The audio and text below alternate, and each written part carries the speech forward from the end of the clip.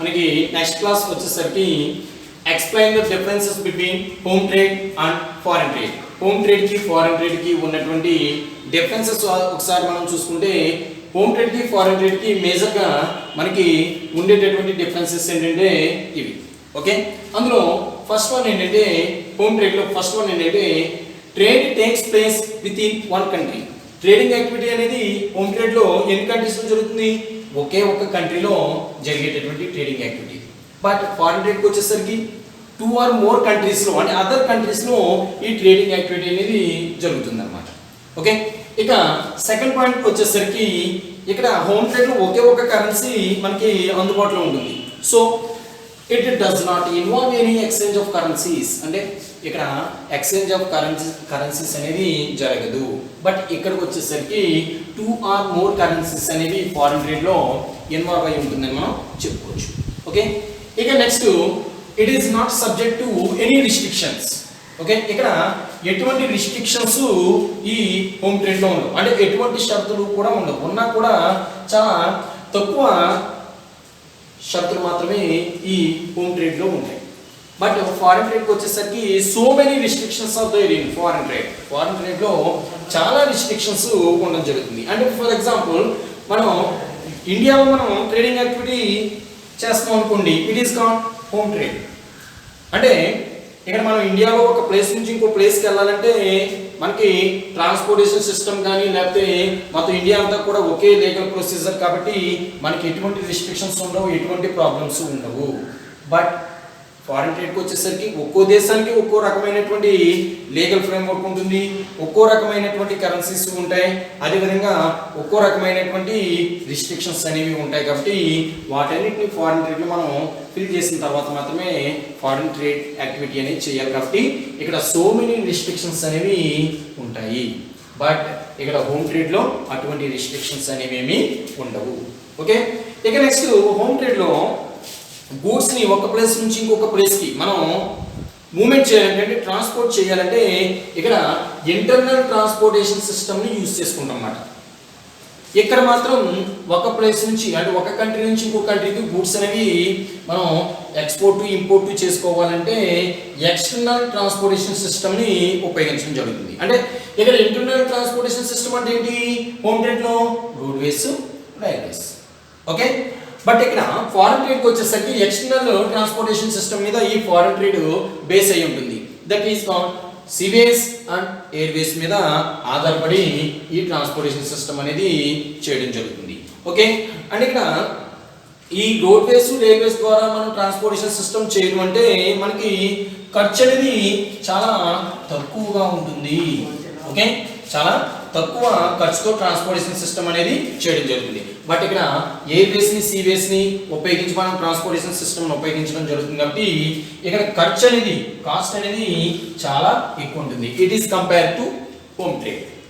అదేవిధంగా ఇక్కడ రోడ్వేస్ రైల్వేస్ని ఉపయోగించి మనం ట్రాన్స్పోర్టేషన్ సిస్టమ్ చేస్తాం కాబట్టి తక్కువ టైంలోనే మనం ఈ ట్రేడింగ్ యాక్టివిటీ అనేది నిర్వర్తించడం జరుగుతుంది. కాబట్టి మనకి రిస్క్ కూడా చాలా తక్కువగా ఉంటుంది.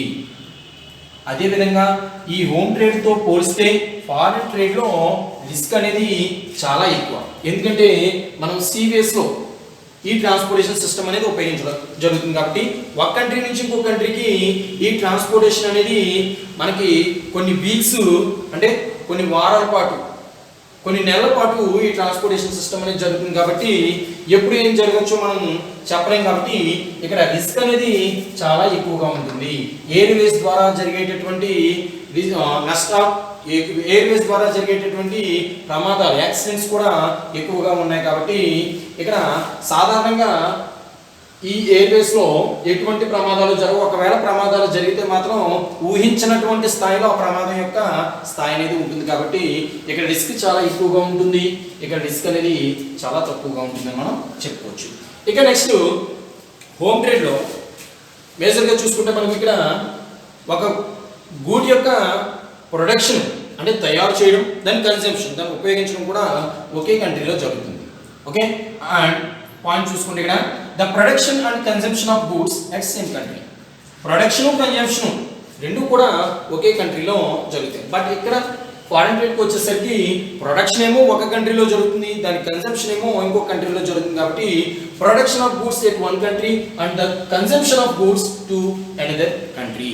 ఓకే, ఇక నెక్స్ట్ పాయింట్ చూసుకుంటే హోమ్ ట్రేడ్లో బయ్యరు సెల్లరు ఇద్దరు కూడా ఒకే కంట్రీకి చెందిన వాళ్ళే ఉంటారు. Okay, so in home trade the buyer and sellers are from same country. But ఇక్కడ వచ్చేసరికి ఫారెన్ ట్రేడ్లో బయ్యరు సెల్లరు ఇద్దరు కూడా వేర్వేరు దేశాలకు చెందిన వాళ్ళే ఉంటారు. Okay, in this trade the buyer and seller are from different countries. Buyer ఒక దేశానికి చెందిన వాడై ఉంటే సెల్లర్ ఇంకో దేశానికి చెందిన వాడై ఉంటాడు. కాబట్టి ఇక్కడ బయ్యరు సెల్లరు కూడా డిఫరెంట్ కంట్రీస్కి చెందిన వాడే ఉంటారు. ఓకే, ఇక నెక్స్ట్ పాయింట్ చూసుకుంటే హోమ్ ట్రేడ్ని మనం మేజర్గా 2 టైప్స్ డివైడ్ చేసుకుంటాం. Okay, home trade can be classified into 2 types, that is wholesale trade and retail trade. But foreign trade can be divided into 3 types. That first one is export trade, second one is import trade, and third one is entrepot trade. Okay, next point. ఈ home trade ని మనం ఏమని పిలవచ్చు అంటే it is also known as national trade are domestic trade are internal trade. మనం home trade ఏమని పిలవచ్చు, national trade అని, ఇంటర్నల్ ట్రేడ్ అని, డొమెస్టిక్ ట్రేడ్ అని మనం పిలవడం జరుగుతుంది. బట్ ఫారిన్ ట్రేడ్ ఏమని పిలుస్తాం అంటే international trade and external trade అని ఈ ఫారిన్ ట్రేడ్ ని మనం పిలవడం జరుగుతుంది. ఇక ఫైనల్ గా చూసుకుంటే ఇక్కడ there is no time gap between dispatch and receipt of goods. అంటే గూడ్స్ డిస్పాచ్ చేయడము రిసీవ్ చేసుకోవడంలో ఎటువంటి కాలయాపన ఉండదు, టైం గ్యాప్ అనేది ఎటువంటి టైం గ్యాప్ అనేది ఉండదు. అంటే అక్కడ వస్తువులు డెలివరీ చేయడము రిసీవ్ చేసుకోవడంలో ఎటువంటి టైం గ్యాప్ ఉండదు. విత్ ఇన్ మహా అయితే 1 డే, బిఫోర్ 1 డేలో మనకి డిస్పాచ్ అండ్ రిసీవ్ అనేది అయిపోతుంది.